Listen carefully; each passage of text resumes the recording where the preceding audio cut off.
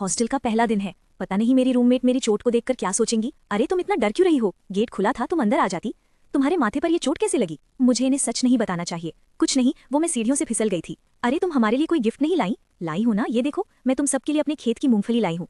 Wow, मुझे मूंगफली बहुत पसंद है। माही, ये मेरी तरफ से तुम्हारे लिए गिफ्ट। सॉरी रिया, मैं ये गिफ्ट कम लाई हूँ, तो प्लीज तुम किसी से कहना मत। अरे नहीं नहीं, मैं किसी से कुछ नहीं कहूंगी। अरे बाप रे, ये लड़की होकर खेतों में काम करती है। हाँ, मैं सब कर सकती हूँ, मुझ में बहुत ताकत है।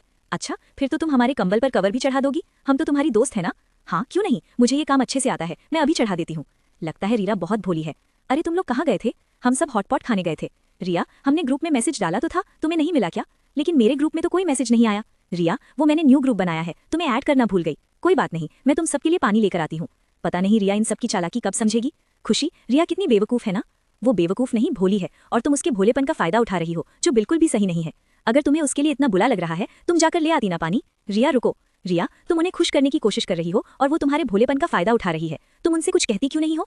मेरी माँ कहती है घर की बात घर में ही रखनी चाहिए, अगर बात बाहर गई तो इससे अपनी ही बदनामी होगी। माँ, आपको पापा ने फिर से मारा। माँ, आप कुछ कहती क्यों नहीं हो? आखिर हम कब तक पापा की जुल्म सहते रहेंगे? मैं जा रही हूँ उनके खिलाफ पुलिस में कंप्लेंट करने। नहीं बेटा, ऐसा मत करना, पुलिस आई तो लोग क्या सोचेंगे, इससे हमारी ही बदनामी होगी, सब लोग हम पर हंसेंगे। घर की बात है, घर में ही रहने दो। माँ, मैंने यहाँ अपनी स्कूल फीस के लिए पैसे बचाकर रखे थे, कहाँ गए? बेटा, वो तेरा चचेरा भाई विशाल आया था, वो ले गया। क्या? वो फिर से मेरी स्कूल फीस के पैसे ले गया? मैं अभी उसे लेकर आती हूँ। नहीं बेटा, रुक जाइए, तू क्या कर रही है? तू उससे पैसे लेकर आएगी तो रिश्तेदारों में हमारी क्या इज्जत रह जाएगी, कोई हमसे रिश्ता नहीं रखेगा।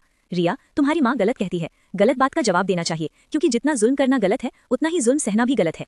मैं क्लास में होती तभी ग्रुप में मेरे खिलाफ एक मैसेज आता, जिसमें लिखा था कि मैंने किसी से उधार पैसे लिए हैं और मैं उसके पैसे लौटा नहीं रही। मैसेज पढ़कर सभी स्टूडेंट मुझे देखकर बातें बनाते। रिया, ग्रुप में मैसेज आया है, तुमने उधार पैसे लिए हैं और लौटा नहीं रही। नहीं, मैंने कोई पैसे नहीं लिए। रिया, ये किसी की साजिश है तुम्हें फंसाने के लिए, तुम्हें इसके खिलाफ आवाज उठानी होगी, वरना लोग तुम्हें ही गलत समझेंगे।